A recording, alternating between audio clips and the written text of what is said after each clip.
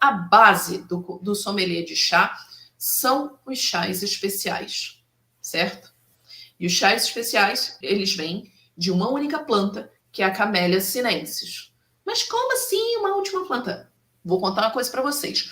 Todos os vinhos vêm da mesma espécie de uva, que se chama Vitis vinifera.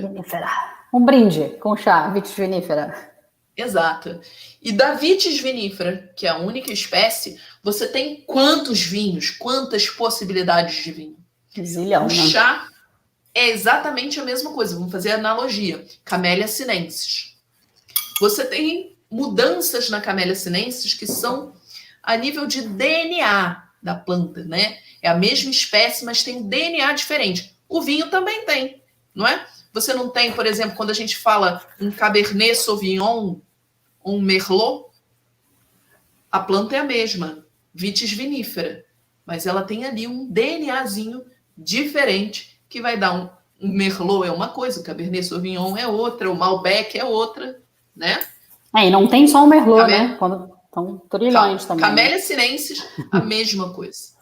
Você, como a Carla falou, não tem só um Merlot, né? Porque você vai ter um na Argentina, outro no Chile, outro na França. Qual é o conceito de terroir, o meio ambiente? O chá, exatamente a mesma coisa, né? Vai ter o conceito de terroir, se foi cultivado no Brasil, se foi cultivado na China, se foi cultivado no Japão, a maneira que foi cultivado, né? No vinho, dependendo do processamento que você dá, você pode ter um espumante, um vinho tinto, um vinho branco, né? Um vinho rosé, um vinho frisante. Com chá, Camellia sinensis, dependendo do processamento, você pode ter um chá branco, um chá verde, um chá amarelo, um chá preto, um long, um chá escuro. Certo? Por que eu faço analogia com vinho, né? Porque assim como existem milhares de vinhos, existem milhares de chá. E os chás especiais, que são esses que vêm da Camellia sinensis, eles têm uma gama de possibilidades. Eles são uma grande biblioteca para a gente entender, inclusive, os outros chás, né? Você sempre fala em balé, né? Eu gosto disso, né? Eles são balé, né? Não tem. Você pode ter um sommelier que seja um entendido em outras plantas, né? Seja uma pessoa que tenha estudado outras plantas. Você pode, né? Mas não existe um sommelier que não tenha estudado os chás especiais. A verdade é essa. Exato. Então, a base sempre tem que ter. Deixa eu explicar o balé. Porque a gente fala balé do chá. Então, se tem alguém que está vendo a gente pela primeira vez, a pessoa não vai entender absolutamente nada do que é o balé do chá. Porque quando a Carla era criança, ela queria dançar jazz.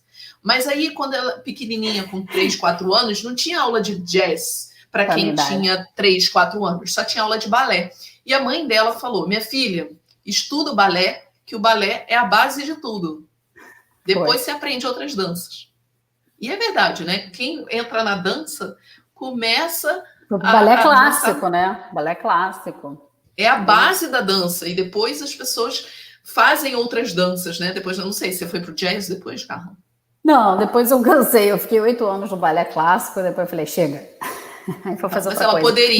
Mas foi muito bom, mas podia, exato. Na verdade, me deu muita noção corporal, né? Assim, os benefícios de você fazer um balé clássico, né? Porque as pessoas pensam no clássico como alguma coisa chata, né? A gente tende a pensar isso. Eu não tinha esse problema porque, como eu era criança, minha mãe falou, vai, eu falei, vou, né? Mas hoje as pessoas pensam, às vezes, não todo mundo, mas tem gente que talvez pense no clássico como algo chato, e não é, pelo contrário, né? Onde você tem fundamentos, né? Onde você trabalha corpo, fundamentos. Né? Exato. E o que acontece? Os chás especiais têm mais de 5.000 anos de história, então já foi muito estudado.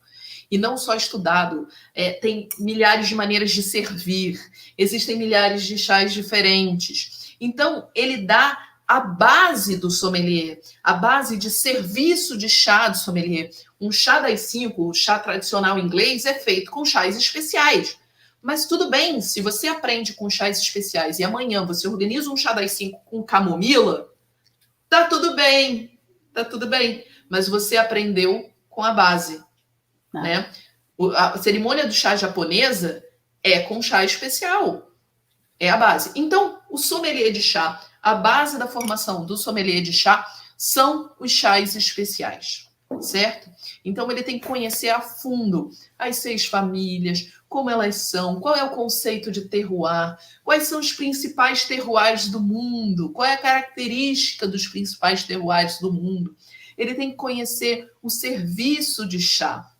E tem uma parte muito interessante, que talvez seja a mais conhecida e a mais famosa do sommelier, que é análise sensorial e harmonização. O que é análise sensorial?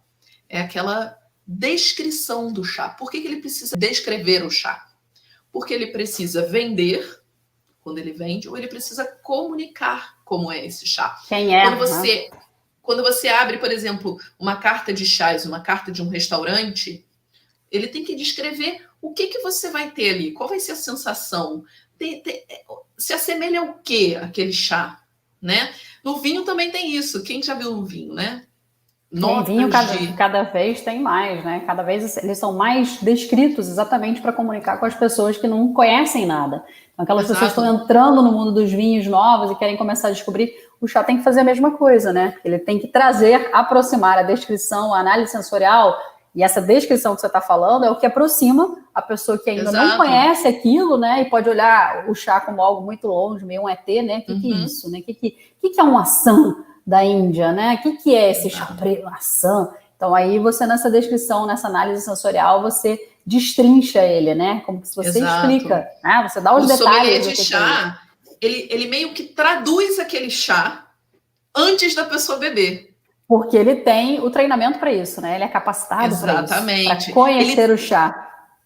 Uma das funções do sommelier vai ser descrever muito bem aquele chá para ele poder explicar em palavras que chá é aquele e o que a pessoa vai poder esperar daquele chá.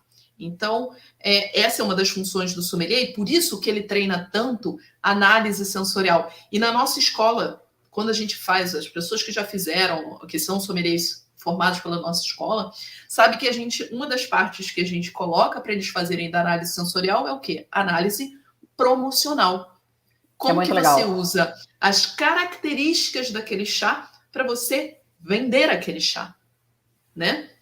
E a outra coisa é a harmonização. Como é que você harmoniza o chá com os alimentos? Então, você pode pegar, por exemplo, isso no vinho também. Sim. Quem já não foi um jantar harmonizado? Aí o sommelier sugere, com esse peixe, é melhor um vinho branco, pipipi, popopó, pupupu.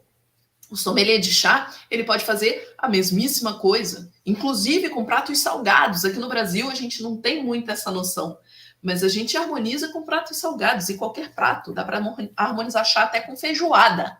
Dá, ou se dá, até com uma coxinha, um joelho, para quem gosta de joelho, pastel, coxinha, né? Porque a gente está falando que é o boteco do chá aqui, porque é isso.